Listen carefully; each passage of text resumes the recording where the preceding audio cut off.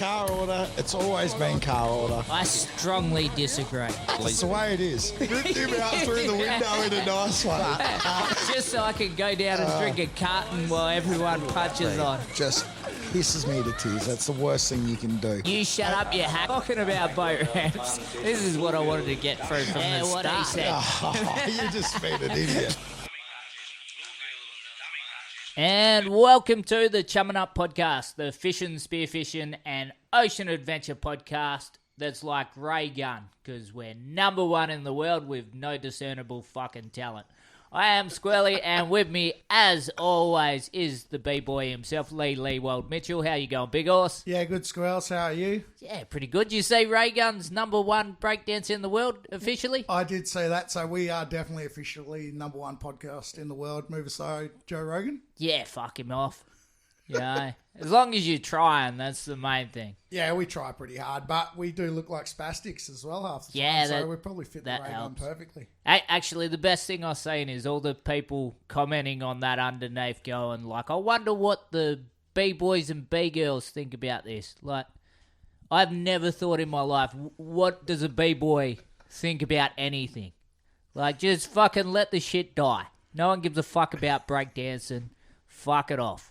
It's chicken dancing or nothing. Right, at least you know how you sit with it anyway. All right. Do you want to introduce our guest before I spend an hour talking about fucking breakdancing? Yeah, so today we've got a ripper. We've got Joel Ryan, and he is the Business Development Manager at Edencraft. I even had to read that off my phone because that's a tongue twister for someone Yeah, you as know well it. educated as me. How you going, Joel? Yeah, good. Thanks for having me on, boys.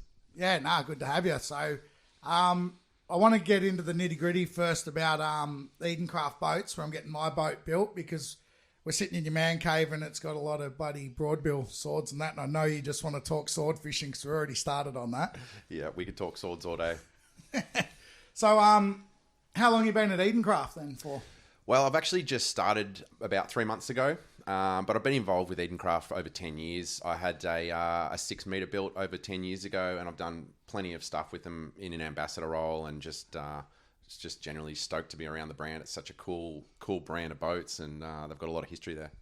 Yeah, it's cool. So you still got that 6 metre? Yeah, sure do. Shake and Bake just turned 10 years old this year, and yeah, she's got a few battle scars, but yeah, running really well still. Do you name it? Of course. Yeah, straight after the Ricky Bobby. Ricky Bobby. Fucking all day. Shake and Bake. First you shake it, then you bake it. That's it. Yeah, nice. So obviously you're happy with it if you obviously caught a lot of swordfish out of it and that, and then you've gone on to work with the company, so it's obviously a good thing. Yeah, exactly. I think the 6 metre's been an awesome boat for me. I think it's, my life changed a lot. I've got 2 young kids now, and I don't get out fishing half as much as I used to, but it's awesome. I don't, I can still tow it. I can store it. Like it's a really good all-round boat. We do everything. I do a lot of marlin fishing up the south coast, so we're, less these days, but it really does everything.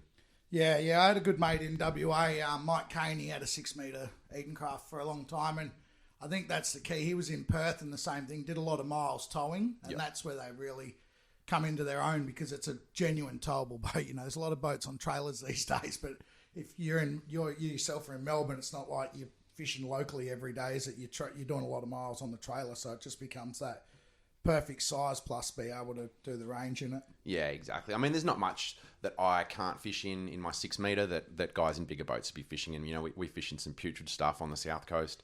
It punches well above its weight. It's got a set of twin 140 Suzukis on it. The fuel range is unbelievable. Like where we sword fish out of Lakes Entrance, we're sort of 90k offshore. It really does everything I like. It's a really good stable platform.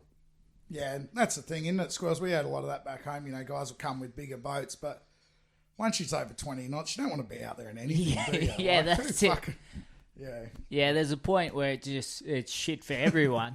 Yeah, so what's the point? So you sort of reach a cap, don't you? Yeah.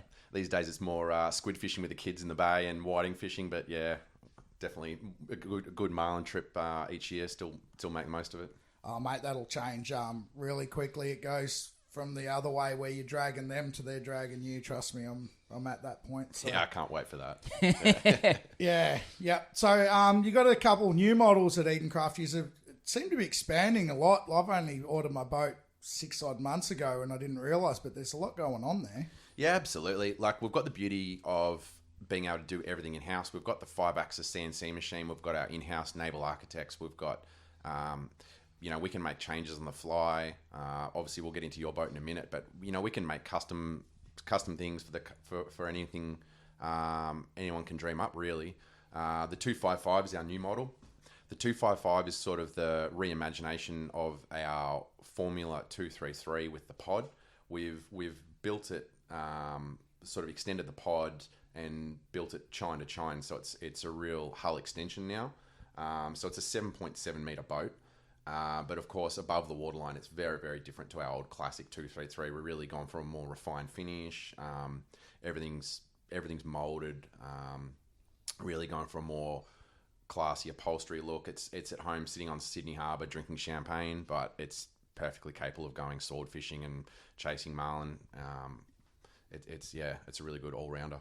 Yeah, I've seen when I've been in the factory there, because I didn't realise when it was announced the 255, I sort of thought it was like the 233 with the pod, but the 233 with the pod put on, it's actually quite a different boat because the pod isn't integrated where this is fully moulded. It looks a lot nicer, like just that mould. Yeah, it's quite the boat actually. Yeah, it makes the boat really large. Yeah, and yeah, the finishes. That's why I didn't get one. The finish is a bit too nice for me. I'm good at trashing stuff. So. Well, I mean, that's exactly where the classic 233 comes in. I mean, it's our workhorse.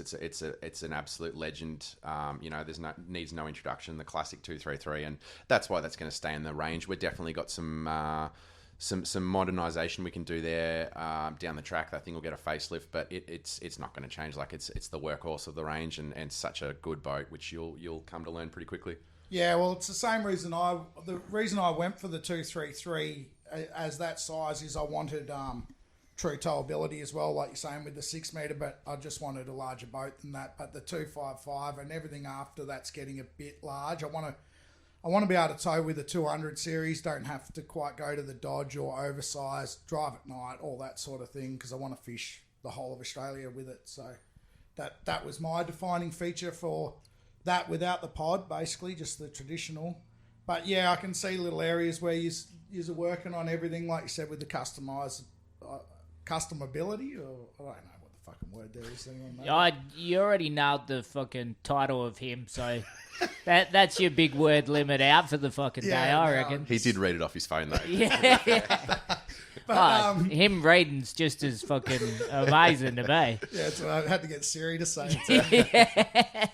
But the customizability, I suppose, whatever the fucking word is, of it is you see there is because you don't actually build boats that just sit in a yard. Everything is custom built to order, which is I think is amazing. Yeah, look, we're as I said, we can do everything in house, so we can work with a customer's vision to build their ultimate boat, which is really cool. There's not many people doing that, and yeah, it's really cool. Yeah, that's right. And my boat's getting built to 2C and 3C survey. And that was a thing that I was told there, that all boats are built to survey, which you always hear everywhere. But then the surveyor comes in and actually NDT thickness tests the hull and everything everywhere. And it wasn't even a thing at the factory. Like, oh, yeah, they're all doing that, blah, blah, and come through, thickness test it. Everything was mint, obviously. And it was like, oh, shit, this is the real deal. It's actually getting done like that. So, I suppose that's what happens when you get a good Australian-built product. Yeah, absolutely. As I said, like my boat's 10 years old and you could wheel it back into the showroom floor and it could look as good as it did 10 years ago. That thing will probably have 3-4 trailers under it in its lifetime and a couple of sets of motors. Like everything around it will deteriorate, but that hull, it's going to go forever, which is why we offer a 10-year hull warranty on all our boats, which is pretty impressive. It's a testament to the build quality. Yeah. But with saying that from someone who's just purchased one, that's why they come with a price tag too. Anyone listening out there, they are definitely by no means a cheap boat. But like I said, 100% Australian built, even just the flow on of it, you got all your apprentices hired in-house. It's actually employing Australians. It's not this Malaysia port hull, come over here and bolt some bits on. So, quality doesn't come cheap either, does it? So yeah, exactly. I mean, something that we really like to do with the customer journey is it's really is about being a part of the build, and we invite our customers down to come down to the office every step of the way, come and see their boat getting laid up in the mold. It's really cool for people to see it in production and see the production methods and the quality. Just makes you realize what you have bought and what you're paying for and how awesome it is under your feet. And when you're out there offshore, if you've got your family in the boat, you know how safe the thing is. So yeah, it's a big part of our philosophy. Does that sort of also help you when you, like, once the boats are out there, are you still following a lot of the fishermen with what they're catching on your boat? Like, obviously through social media and that shit's sort of a lot easier to do. Do you find enjoyment from that, watching, like big fish caught on something that, you guys have been a part of? Yeah, absolutely. I mean, the thing is, it's more than just buying a boat. People really buy into the family and become part of the Edencraft family. We've got multiple family trips or owner trips each year where we go up the south coast chasing marlin, go down to Tasmania. We're planning one over to the west next year. We're going to go to Queensland up to 1770 next year. And we invite all the owners to come along. We actually, even recently, I had a guy hit us up from another boat brand and said, "Hey, can I come on one of your trips? Because our brand doesn't do anything like this. We want to get involved." And we said, "No, you can't, but you're welcome to come. Come and jump on someone else's boat. Don't bring your boat." Yeah. We don't want you to heap of shit. Exactly. So, no, it's amazing how close all the owners have become. We've got places like Sydney where Edencraft's quite new up there. Edencraft's been huge in Victoria forever. And it's sort of slowly expanding around the country since the Marr family bought it. It's something that they're really trying to take nationally and internationally. And we're just, people buy an Edencraft. It's a lifelong thing. They end up buying a second and a third and a fourth. Like, people just become part of the family. Yeah, okay. That's, I mean, that it sounds great, but then, Leewald becomes part of your family. That's not a great place to be. Suddenly he's on your couch. He doesn't wear jocks. This could be the downfall of the Edencraft. Just maybe we regret fucking building the boat for you, Leewald. We'll see. No, I'll be annoying him about where the marlin bite is up the south coast each week. I'll be hammering him, like, getting the good oil. I thought it was going to be like The Simpsons when they have their family day and they got the No Homers Club, and I'm there. It's like, no homers. But you've got the other Lee in there. Yeah. No, you don't, mate. She's full. But you've got a 6-metre centre console coming out soon, I see. And that'll obviously appeal to the Queensland market. And even Northern WA, they love their centre consoles there. I don't know why any fucking idiot would want to get wet, but people do it. So at least it's warm there. You can get wet when the water's warm. Doesn't bother you so much. No, it does me. Yeah, I'm from warm water and it pisses me off. Yeah. Even if I'm meant to be fishing all day, I still fucking hate getting wet. Yeah. So. But yeah, that'll be a good addition because it's sort of a bit of what's if there's anything lacking, what's lacking from the range at the moment. Then I gather. So yeah, you were telling me that'll have an integrated pod as well. Yeah, that's right. So the hull we've based this off is our current 6-metre. We've basically we've stretched out some lines on it a little bit, but it's essentially our current 6-metre hull. Its actual centerline is 6.4 meters, our current 6-metre. The new version is going to be 6.55, so we have stretched it a little. And it will be, the first configuration is going to be a center console. So that's nearly finished design. We'll probably have that one, have that mold in production in the next 2 weeks. We'll hopefully have a demo boat on the water in January. We're going to have 3 configurations on that one with an open bow, a casting deck, or some forward lounges. And then quite soon after that, we've got an enclosed hardtop coming for that as well, which will be along the lines of the 255. It'll have a very sort of similar look, just the smaller version of that, which will be really nice. Yeah, that will be nice, yeah.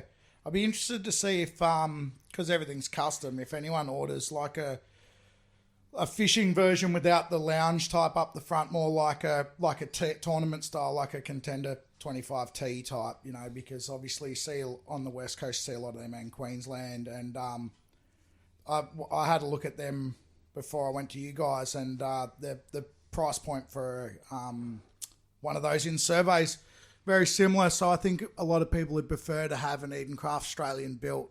I think it's a better product than what they're just pumping out of America myself. But just that style of boat seems to be very popular, where it's just all fishing room basically, and they have the little upstairs stations on them and that. So I'm sure that'll be to come as well, and maybe even the 255 version or whatever as it comes along. Yeah, exactly what we're working towards. I mean, I see what you guys do up in Exmouth a lot with those center consoles that you can chase down the fish from the bow like that. That's super cool, and that's exactly what we have in mind with the first version we have. Our first demo boat will definitely be the open, completely open bow. We'll have that on the water for January, so I certainly plan on doing a fair bit of testing on the south coast on that one and see how it goes on the bait balls up there. But yeah, that's exactly what we have in mind. Yeah, that's awesome. Yeah, because I've fished in them before, and I fished in the V19 or whatever they are too. That converted one that was in the Captain Mag, and they are incredible to actually catch fish out of once you're hooked up, and that there's no better where you just go straight up on the bow and run them down. It's just the getting wet in between. It's just I'm too old and fat and grumpy for that. So. Yeah. Well, we're really interested to see how this goes, because our 6 meter hull is a super dry boat. Like it really, the hull shape just is fantastic, keeping water out of the boat. So I think it's going to be a really good model to be a center console. So yeah, it's going to be a good one. We've got an incredible top water tuna fishery that's developed down here in Victoria as well. And we're seeing on the south coast the resurgence of the yellowfin. They're coming back like in crazy numbers. People have really dialed into getting them on stick baits now. It's the only way you can catch them. You can troll around all day. The guys that dominate them are the ones that just chase down the little workups and get in front of them and get a stick bait into them. And you're seeing the class of the fish. Like, it's really cool. So it's a cool way to catch them as well, though. Oh, it's good to hook them, but then you got to fight them on a stick bait rod. You need someone to hand the rod. Yeah. Fucking 8 foot 8 meter rod. Yeah. Fuck me back sore thinking That's good about when it. the thing dives and you got to winch it up. Yeah. Yeah, you give it to someone else for sure. Or you- Maybe just hook it and then pass the rod. Yeah, or you cut the line and then you join it to like an 80 wide. Yeah. Just like crack her in with that. Have you seen the price of these stick baits? I don't think we'd be cutting anything. Yeah, that's right. We got in Exmouth, we got that Blackledge lures that Julian, I think his name is, he makes them there. And yeah, they're a high quality product. Yeah, you don't want to lose anything like Nah, you want to check your knots. that. Yeah, that's right. Especially by the time you put hooks and everything on them, they add up pretty quick. Oh, yeah. Yeah. So again, that's where, like for me, the upstairs station on those center consoles, they just have the best configuration. And if you're running down, obviously tuna schools like that, it's just perfect. You know, you're up there, 1 or 2 guys on the bow, flat out. Got to be 20 years on, hold on for grim death and fucking get amongst it. But yeah, that'd be pretty cool, I reckon. Yeah. So I'm pretty excited to get this demo boat on the water. This we've got a lot of interest. We've only just released a couple of really sort of a silhouette image of the boat. We've got some really nice renders of it coming. The center console we'll have out in the market in the next few weeks. Probably by the time this podcast goes live, we probably should have some good drawings online. But yeah, I'm really excited for that demo boat being on the water for summer. Yeah, that'll be cool, I reckon. Because obviously you've already got the hull, reputation. You know where you want that. It's just a fit out thing. Yeah. Which with a center console is not too hard, is it? You put a fucking steering wheel in the middle and then you go. Yeah, well, actually, it's been really interesting for me. Obviously, it's all quite new for me being involved in the design process, but there's so much stuff you don't think about. The stringer system, where the water has to go through the keel, all the drain points and the bonding points. It's much more complicated than I've sort of got up to the design team and just say, just move that, put that there and stick that down. They just roll their eyes and look at me and go, yeah, you're kidding me, aren't you? And I said, no, it's simple. Just make it look like this. Yeah, do it like this. Yeah. So in saying that, does it become a wet deck, like a free flushing? Because the other boats have like a well that pumps out. With the center console, do you go to a free flushing deck or not? No, it'll be the same. It'll be exactly the same. There'll be channels for the hatches and that type of thing to drain down to the keel to run back to the back. Yeah, exactly. That makes sense. Yeah, it's definitely a consideration. Like a center console, if there's something you're going to drown and fill with water, it's going to be a center console. Like if you take it out and bury the front, you're going to. But even still, you'd have to really fuck up, I think, to make that happen. Of course, but this is what you got to consider in design. You got to be prepared. Yeah, you can't really just say that, can you? Shimmy, right? Yeah, just blame the operator. That's what I do. This is why Leewald doesn't build boats. Mate, if you fuck up, that's on you. And this is why we have the experts in the design team at work, the R&D team. You know, I put the fisherman spin on it. This is what I want. This is what I want to be able to stand and cast from, and then they make it work. So yeah, it's a cool process to be involved in. Yeah. Yeah, bloody oath. So as far as like the fishing side, you've obviously got some bills around here, like in the room. Yeah, so they're all out of your boat. You're right into your sword fishing. So what have you done that you want to brag about? Yeah. Well, I mean, look, we're super lucky down here in Victoria. I think we've got probably one of the best fisheries in Australia. It's developed over the last few years. We've got the most incredible southern bluefin tuna fishery, which now is 12 months of the year. We have a run of little schoolfish that are sort of 20 kilos that are just spread from one end of the state to the other. You can go out and catch them on light gear on top water, just literally straight out of here in 20 meters of water. It's amazing. Yeah, right. That sort of runs into our run of big fish, which is happening right now, and they're honestly every single port you can go out of on a weekend. There'll be tuna caught this weekend. Like it's crazy the fishery we've got. And then the sword fishery that developed down in Eastern Victoria, down out of Lakes Entrance and Malakuta, is probably as good as anywhere in the world. Probably here in New Zealand are probably the only, and Tasmania, of course, which is really the same canyon structure. Yep. But yeah, we're very, very lucky. So yeah, I get down there a lot. It's only 3 hours from Melbourne. I spend a lot of time down there chasing them. Yep.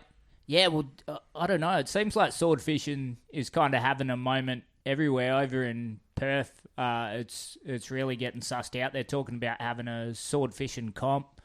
Yeah, like just how many people are interested in it now just seems like in Australia everyone's talking about it. So yeah, it's incredible. And I just think, it's such an unknown thing. It's so cool being on something new like this, and we're literally learning and getting better every season. We're getting better at catching them. Yep. When I first, started fishing for them, we were getting like 5 and 6 bites a day and maybe landing one. We're fishing J hooks, and it was just, we're pulling so many hooks and just so much heartbreak so close to the boat. Like I've switched up our program to circle hooks, and I don't know, we haven't lost one for a while. We're pretty lucky, but even still, you think you've got them dialed, and then you just go on a run and lose 10 in a row. They do your head in. But yeah, we're very lucky. We've got some really big fish. We've got a really good fishery here. Like this year I only had a few trips on them, but like the last trip I did, we tagged one and kept one. Like most days you're getting a few shots a day. Yeah, right. Fuck yeah. What's the biggest one you've landed on your boat? We had the first season. We seemed to have a lot of big ones. We got a few around the sort of 200s. We filmed a few TV shows with Lee Rayner. We got one around the 200 on camera that first year at Malakuta, which was pretty cool. Yeah. And then we got another one around 150 on one of his episodes. But like anything, right, the best one got away. 7 hours later, 7 hours on 37 kilo, we snapped the top shot. And oh, shit. That one still haunts me today. Yep. That was an animal of a fish. So you got rid of 37 and gone to 60 now? Absolutely, we did. That next day. All been through that. Mate, that thing, you should see the track on the boat. Like, it towed us out to sea, up into another canyon, out into the abyss, up to another canyon. We spent 7 hours, and most of that time we had the lights off. We had the top shot on. He would have been 20 meters under the boat. He was just towing us. It was just insane. Fuck yeah. We hooked it on the drill too. Yeah. I was bringing the bait up, and it nearly snapped my wrist. It flicked the drill off my hand, and the rod was in the leaning post, just folded over the motor. I started pulling string, and I just went, oh my God, we're on. And the other boys are like, what are you talking about? I'm like, we're on. And they're like, what do you mean? Like, you're bringing the bait up. And this thing must have just chased it down like a marlin. Yeah, hooked it like a lure, just didn't even let it swallow it, just whack. Exactly, had a dirty big J hook on it. That thing was not coming off, and it was just 7 hours of pain. I was on the rod. Did you see where the hook went in? You didn't foul hook it or anything? We never saw it. Because that could have a lot to do with it, obviously, couldn't it? When you get a bite like that, you hook it on the top of the head or something. We could have, but I just feel like you said, like I feel like it chased it down and ate it like a marlin. I feel like we would have just got him square in the bill. Yeah. It just, like on a fight, like generally when you hook them, they'll charge up and then they charge down, and you'll get a couple of ups and downs, and sort of after sort of 2 ups and downs, you start breaking them, and they'll settle into there. They'll find the thermocline, and you can literally see them on your sound, and you'll see them on the thermocline. You slowly winch them up. The more times they come up and down, the more you start going, we've got an animal on here, and that's just a totally different fight. They will just eventually that you'll break them, and they'll slowly start sort of circling up, and they start rolling, and you see the silver in their belly, and you know they're cooked. This thing was bolt upright, just completely upright, just powering out to sea. It just did not care what we were doing. That was One of them fuckers. That was the one. I'll remember that one for the rest of my life. That's for sure. But yeah, it's amazing the bites. Like you have everything from a whiting bite to I've had them pulling 16 kilos of drag in the rod holder still. It's just everything in between. You never know. I haven't had one of the big bites. I've only had the fucking whiting bite every time. Haven't had it where they just fucking peel. It seems like you guys have a few smaller fish over there in Perth. Oh, a lot of smaller. Yeah. Well, in Exmouth, smaller again. Yeah. So, Yeah. yeah, a bit of a theory. I got a bit of a theory on that. It's sort of like all species of fish. They seem to be at their coldest water thing seems to be their largest. Most species of everything. Those small ones are an absolute disaster. They're such a pain in the ass to hook. Sometimes they'll play with the bait for 15 minutes. Oh, yeah. And then they just... I don't know how they survive. Like, I don't know how they eat anything to that retard. Seriously. When a big girl comes through, they just eat it and go. Yeah, There's no mucking around. Freight train. Yeah, exactly. We got no current down here in Victoria either, so we just fish straight up and down. Like, we fish one with no weight on it and one on a brick. Yeah. I lived in Sydney for a while, and I did a fair bit of fishing up there for them, and we sort of did that Florida rig with the weight up and towed them around, which is a bit of a pain to deploy, but we had some success up there in Sydney. It was good. Yeah, okay. Yeah. Oh, that'd be good without any current. That'd be actually fucking unreal. Well, sometimes we have to bump the motor in and out of gear. There's that little current. We literally just sit there up and down. So, Yeah, right. yeah. Because we can get a big down current, like an undercurrent, and just sometimes you only get 5 or 10 minutes you bait there and it's washed out. Yeah. It's a pain in the ass. But, yeah. It's what brings you back. It's such an unknown. You don't know what the hell's going on under the water. You got so much line out. It's just such a crazy thing. It's cool. Yeah, I guess even the bite would be, a lot better without that current. Like on the smaller ones, especially. That's a massive thing. You got, nothing to the fish, and you're just like, is that a fucking squid or what? Well, it's funny. You hear stories, and I sort of, you hear people talk about it. I never really put much weight in it, but like the rod tip not even moving. But it happened to us twice in a day last year, where we're literally sitting there watching the rod tip, and someone's losing it, saying, there's a sortie out the back, and we're all looking at him going, like, you've lost your shit, and there's a sortie jumping out the back. We've all seen it going, oh, fuck. And everyone looks at the rods and nothing's even moving. Yeah. And we're like, we have to have hooked this thing, Yeah. So we just, start winding a rod for 5 minutes until all of a sudden the thing just comes tight and, we're on the sortie out on the surface. Happened twice in a day. Yeah. So it happens, yeah. Yeah. Yeah, I remember when I was charter fishing, this sailey came out of the water, like we're fishing with hand lines, and just see this sailey start jumping out the back with a hook in its mouth. I'm like, who's got that? And this 10-year-old kid just puts his hand up, and I'm like, let go of the Just line. taking some raps, mate. Yeah, like one person on the whole boat that you didn't want these fish on. He's like, oh yeah, me, sir. The funny thing gets me with that, like you're saying, is the bloody anything that's like, I don't know, any line class really, but above 10 kilo, you still see so many people that are hell-bent on keeping the line tight to keep the fish on. And it's like every instance of shit like that, they hook themselves, they've got just as much drag on them with belly, but with belly, the line goes behind the fish. The only thing you do pulling tight most of the time is if the fish faces you and opens its mouth, you pull it out. A lot of the time you're better off loose, slack line fishing, pulling fish in than pulling tight. But you still see everyone, keep it tight. They hook a marlin on a lure and then gun the boat away from it. It fell off. I don't know why. It's like you're pulling off the nose, you fucking feeder. You've got a lure that slides fucking 8 meters up the leader that's hanging behind it. You're pulling it in front of it. Yeah. That's probably the biggest change, because that's what people just used to do. Yeah. Is just drive it off it. That's right. Hop in the chair and just whack them with 20 kilos. Yeah. Yeah, but the problem with swords is too, you can't trick them, can you? You actually got to pull them up. So you have to pull on them at some point. that's where most guys lose them. You'll see so many people say, "Oh, the thing came to the surface and jumped, and then we lost it." Yeah. Like you're not putting any line pressure on that hook. You're not setting that hook until it takes its run. Yeah. You know, once that thing comes up, you get rid of the belly, and the thing starts pulling the string back down. Then you're going to set the hook. That's when you know you've got him good or not. Yeah, that's right. And they just got such a soft mouth, don't they? Not like other fish. You know, there's so many spots you can tear a hook out of, even with 10 kilos of drag. You know? Yeah. It's just, you got to be so careful on the leader and stuff like that. So I guess that's a lot of what you're doing with the circle. You're trying to get right in that corner, so you've got a bit more holding power in the hinge, or what? Yeah, exactly. Basically, we fish them like like you would a marlin deep bait. We run a decent snapper lead at the top of the wind on, just have a bit of tension down, so he eats the bait, hooks himself, Yeah. and the rest is, he's done it. So Yeah. And that's just on a shark clip or something, is it? So you can take it off once you get it up the I top? just band it on. Yeah.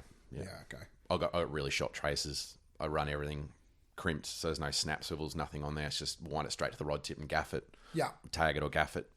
You just, once you start trying to leader 30-foot leaders on these things, like you just give them a tug and it just tears the hook out. It doesn't matter what it is. So Yeah, yeah, so just fighting off the rod tip. yeah, exactly. Yeah, okay, that's interesting. Yeah. Yeah, wow. But yeah, we could talk swords all day. But, Yeah, so more, we better more talk on about your it boat. actually. Yeah, and the boat, but Yeah. more on it. You were showing me, because I'm getting all Garmin gear in my boat, and you were showing me images of your Garmin on swords actually, and you were showing me feed layers and stuff. But you're saying that with, so I'm only learning it, that was with the GSD 26, is it? Or with the 28? Yeah. Yeah, so I've got the GSD 26 in my boat with the Garmin. The GSD is their sonar module, so it just pumps up the juice that's putting into the transducer. So without it, you're not putting a full 1 kilowatt into the transducer. Obviously, in your case, you've got a 3 kilowatt. 3 kilowatt. Yeah, so you can't run more than the one without it anyway. not without the GSD. Yeah, so obviously they've upgraded that to a 28 now, which is providing some incredible pictures. I'm seeing some footage out of the US and some guys that have fitted them here. Just a lot of target definition by getting more power into it. Yeah, it's a really good unit. Yeah, well, I'm looking forward to seeing it because I was someone was telling me that they're as impressed with the GSD 28 as they were when LiveScope come out. So I can't see how much improvement can be done on just traditional sonar or chirp like that. But I'm really interested if I'm hearing comments like that, because that's a massive call. Yeah, no, look, it's really good. Where it's that high rapid return they call it. It's just providing an incredible picture. You get like a really crisp arch on a fish. That target separation between bait and fish is incredible.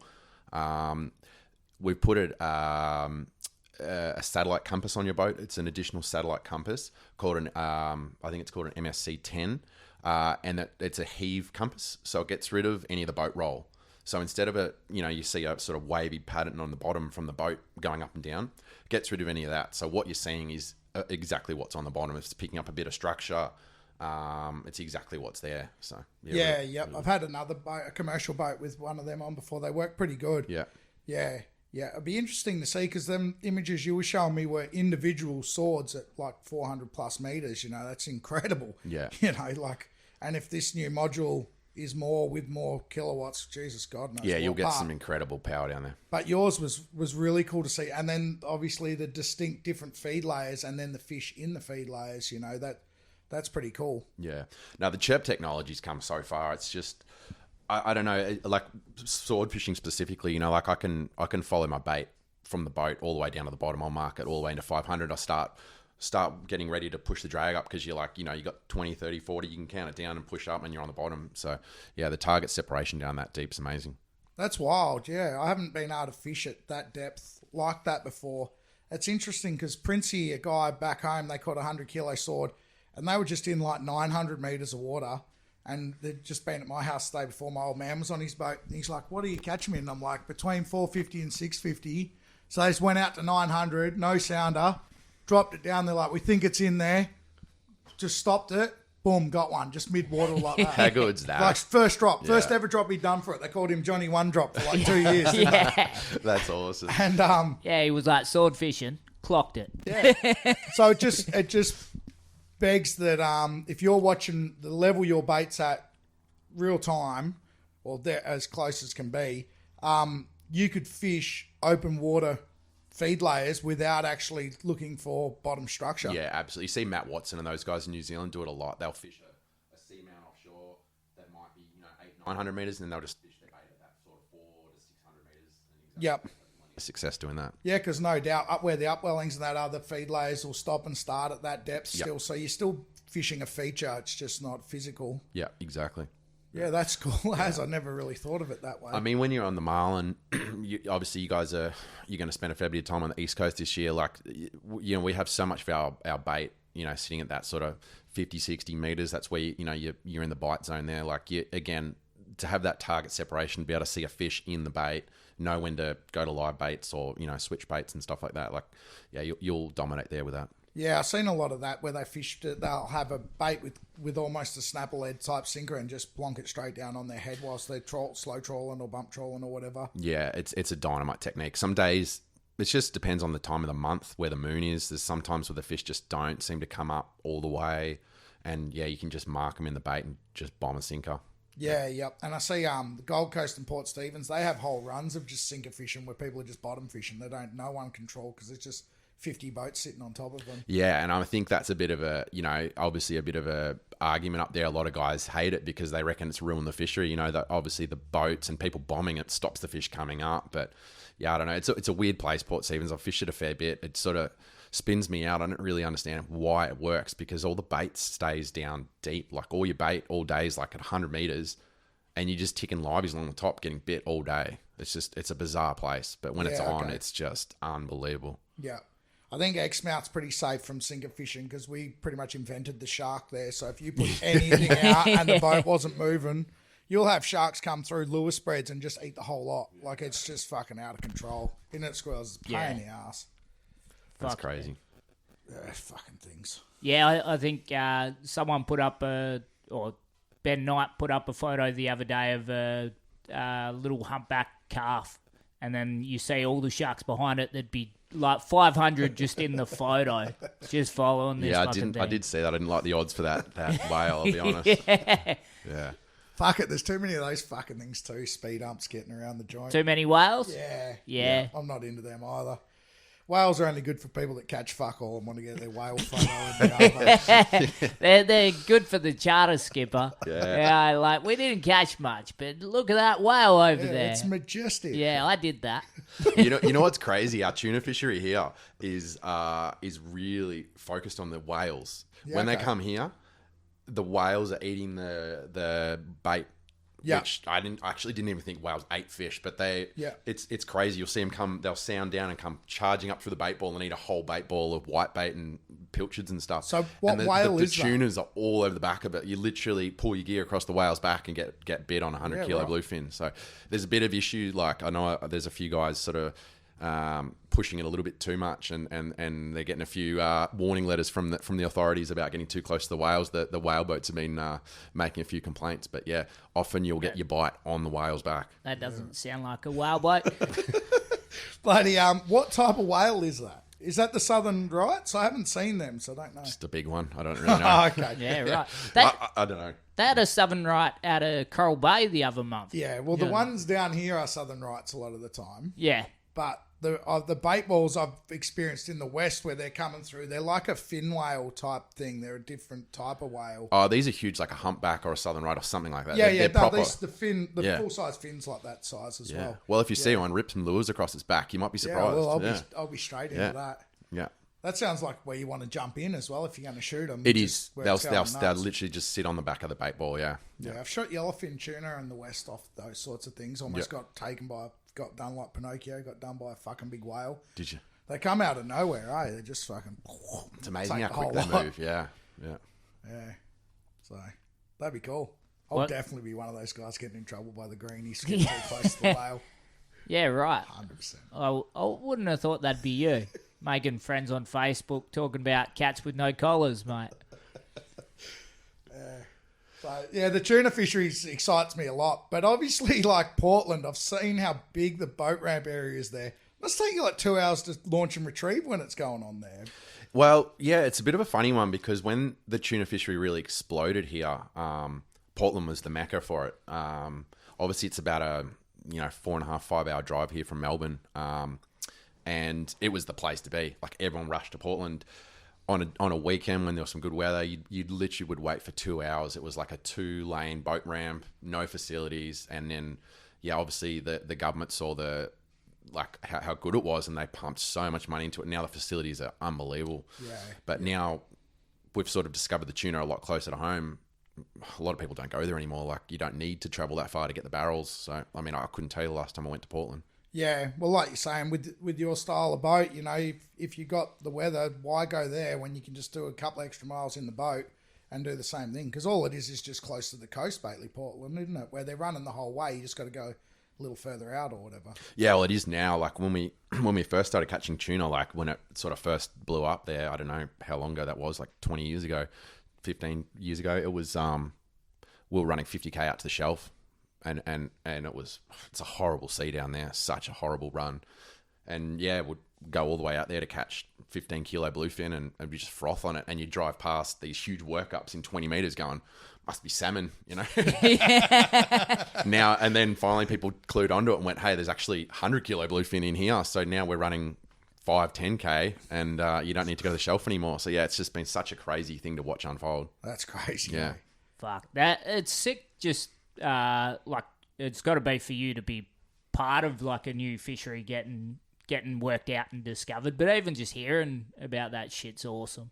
Well, it's good to hear that the management too, because obviously it's new, but it's just reformed. Yeah. You know, they flogged the guts out of it, and then they all come together to manage it better. And and there's still a commercial fishery that exists, but it's hand in hand with the recreational. So it's just perfect management, really. You know, they've brought it back from the dead, just about. So They have, and it really like reinvigorated fishing in Victoria. Like it really, fishing in Victoria was massive, but it was snapper. Snapper's like the bread and butter of Victoria, and it's such a small season, and everyone's boats were set up for snapper season. You know, now they're all game boats. I used to go to Portland when it first started happening, and we're all in 5 meter little half cabs, and someone would rock up with a 6 meter Edencraft, and you'd be like, oh, that thing's like the biggest, craziest boat I've ever seen. Now everyone's in formulas, and I mean the sea is as rough as anywhere you want to fish down there. It's an exposed bit of ocean, so like it's really driven boat setup and boat design too. It's changed what people look for in a boat. You know that the formula is exactly what you want down there. yeah, that's right. But like the whole of Victoria, like you said, when I was a kid, you would never have considered Victoria and good fishing in the same thing, but. Not only, so you got the swords, the tuna.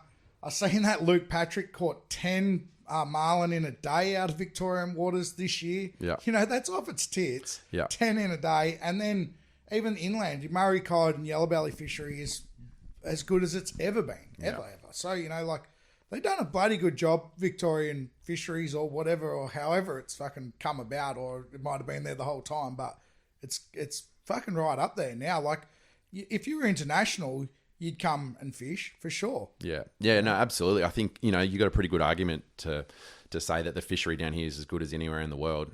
You see guys like Richie Balla running the sword charters out of Lakes Entrance. Like he's obviously expert at what he does, but he guys come from America, from wherever to come and see. Like there's not many places you can come and have a genuine chance of seeing a 200, 300 kilo swordfish. It's just a standard day, really. Yeah, well, that's right. I seen that Nick Stanzik. I think it was Tassie, though. But like I said, it's the same connected canyon waterway. Yeah. Come over. He's caught more swords recreationally than probably anyone on the planet.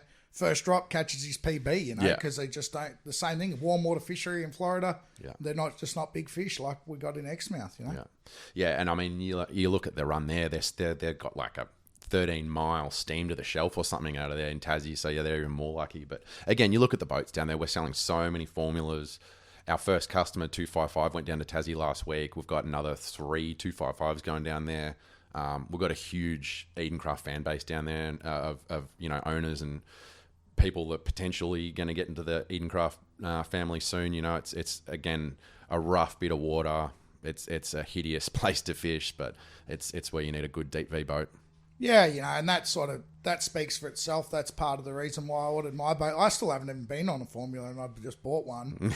Haven't been for a ride, but it shows, most of your markets, Tasmania, Victoria, southern New South Wales, South Australia type area, an aluminium boat down here is not worth a piss in the wind. You know, they're a Northern Territory type thing. Yeah, you might hit a rock bar, but you need calm weather for those things. It's no point for it down here. You just get your fucking back broken. I can't afford to be any shorter. Yeah, I think once we took the donkey out, fucking that was the end of Alley on the Ocean. That was the fucking end of it. Yeah, my barrow boat. So towed it around Australia twice now, and we used to do like a 40-mile run back in Exmouth to the islands. That when I was like 20, and we go spearfishing. So Squirrely come over to fish the Cod Nationals, and we decided to go and fish Bermagui for a hot bite. Did one day out the back there, and then that thing's never touching salt water again.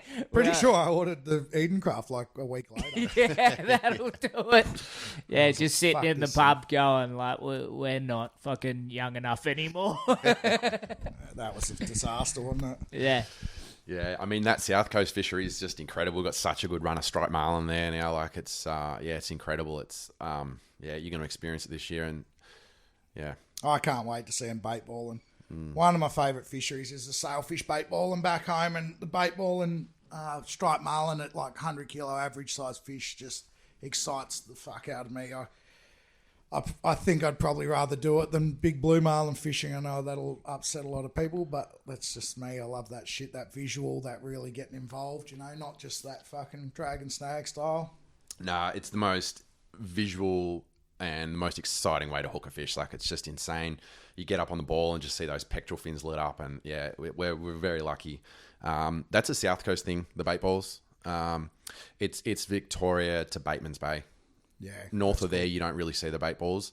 I don't know. I've sort of heard a few theories, whether it's the seal population. We've got a lot of seals in that part of the world. And I think they are what form the bait ball. They'll break off a bit of bait off the ball, and they'll work it and work it and work it. And then the marlin just hone in and they come up. And yeah, it's something to see. It's pretty cool. Yeah, okay. Yeah. Well, hopefully as part of the Edencraft family, we get out and say it now, Leewald. That's part of it. You're part of Yeah. the family now too, are you? Family. Absolutely. You're the fucking, you've got your little 4.6 metre tinny. You're the one that's been asking to come on the family day, aren't you? You've got to leave the dinghy at home. Oh, come on, mate. Fucking family. I'm the Dom Toretto of this shit, mate. That's all I'm saying for the next 6 years. Every time I want to go out on someone's boat, just family. Edencraft, you're family. always welcome in the family. There's no doubt. No one has ever said that, including my dad. Yeah, that's right. We just don't want to see your Christmases, any of them. Yeah. Nah, in all honesty, like, Lee's boat is going to be an absolute weapon on the bait balls. Obviously, we haven't really even touched about the fact that you put a second helm station on the top of your formula. Yep. So we've cut a helm station through the roof. I mean, talk us through that. Where did that idea come from? So my previous boat that I did what I'm going to do with this one out of was a Cat, and I just basically got my mate who's a boilie to whack a fucking tower on top. There was no consideration whether it went under power lines or fucking anything. And it was dodgy looking, but it was really good. And it changed every way I fished. The Squirrely was there through the whole thing. And we just did a lot of sight fishing and that with it. It was fucking incredible. And from that moment on, I sort of figured I'd never have an ocean boat without it. And then I sold that when I started traveling around Australia 18 months ago or whatever, and then come across Edencraft, and I thought, I want one of them. You know, that thing looks awesome, all the reputation of everything about them. And I initially said to someone else I used to fish with, I said, I'm going to just get him to put a tower on the top. And he's like, mate, I've been on one of them things. He's like, they're deep V. You fish a bit rolly for someone of your fitness. And I thought, oh, yeah, you're right. And I'm like, oh, well, a stand-through would be perfect. But they, all the stand-throughs you see are, like I was saying before, they're on center consoles, and they're done so well. You know, they're fitted out that well. But I want a cabin as well, so that's sort of where it come about, was the cabin with the stand-through. So I don't know if how it'll work. Like, it looks like it'll work good, but yeah.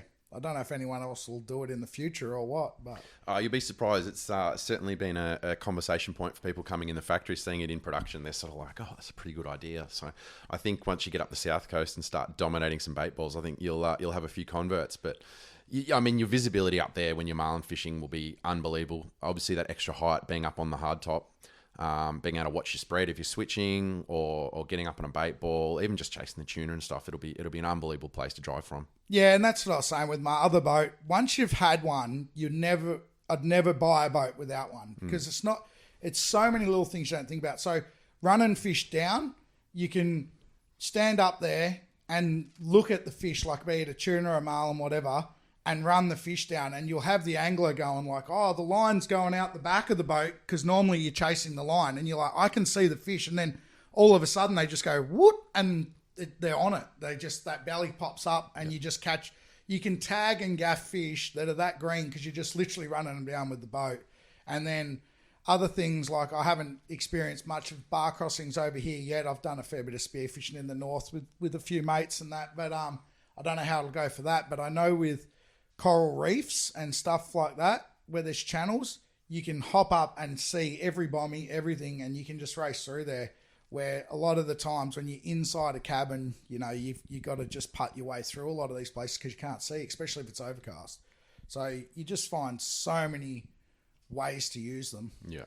No, I think it'd be great. And then when the weather turns putrid and you're finished, you just close the lid and come back into the nice warm hardtop and off you go. Definitely, yeah. I think the cabin's definitely a thing. And down this way particularly, I can't imagine anyone doing like Portland in May or whatever with a fucking centre console. You'd have to have fucking rocks in your head, surely. Or you'd have to be wearing like a 7mm wetsuit, even if you were fishing, you know, and just piss in the thing to keep you going, you know? Yeah, well, that's standard. I mean, that's probably the great thing about Eden Craft and just being customising everything is, you know, like you would have seen the width of Leewald and made it big enough for him to fit through while building it up. So, you know, short wheelbase. Obviously, a normal built person, it's probably, you know, shorter and narrower. Is that the greatness of Eden Craft? A bit like that, like Santa's chimney. You just fucking got to be able to fit through it. Yeah, it's just magic. You know, that's the bunyip build for the fucking stand through. But it is cool because, like, I went there and I talked to him and I just said, this is what I want. And there was no, like, yes, no, maybe. Just like, okay. It was like, have you done any of that? Nah. Like, oh, yeah. And then nothing's too hard. You just, it just gets done. Like I said, anyone listening, it does come with a price tag, but I definitely think it's justified. And like you were saying, Joel, your boat's 10 years old. I think because they're built that well, you know, you got another 50, 100, you know, your kids will be using that boat. By the way, I've seen them get built. You know, nothing's hidden. You watch the whole thing. Surely they'll go up in value because building shit like that doesn't get cheaper. No. Like, it's not going to be cheaper to build it in 10 years. That's it. And it'll still be in the family. We'll all still be using it in 50 years. My kids. Your kids. You having kids? Well, kids now. As part of the Eden Craft family. They come with the family. Yeah. They come with kids as the package. I think so. You get a boat, you get kids. You're part of the family. Exactly. No, that's right. And I mean, look, I think you got to experience the whole thing. It's the whole journey of buying the Eden Craft. You know, obviously Harry's our salesman. He's the formula guy. You know, like he's just. If you cut his arm, like formula resin comes out of his veins, you know, like he's been doing it for that long, and he's obviously his boat Triple H is up there at Bermagui. Like, you know, if anyone can talk formulas all day with you, it's Harry. So you came to the right place. Yeah, that's right. Yeah, no, he's a good fella, Harry. Yeah. Yeah, right. Anything else you want to talk about, Leewald? No, I think that's all I got on my phone that I can go off anyway, since that's what I'm going off. Yeah, too easy. Anything you want to add? No, it's really been a pleasure talking to you guys, and yeah, we could talk all day, but I'm pretty excited to see this 233 formula on the water, and I can't wait to see it up on the south coast. Yeah, bloody oath. Yeah, cheers. All right, cheers for chumming up. Thanks, boys. Yeah, ja.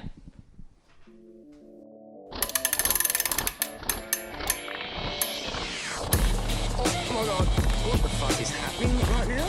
Dolphin in killer whale's mouth? Holy shit. Oh, this is the best day of my life, God. What? I like going down the pond chasing bluegills and tommy cocks.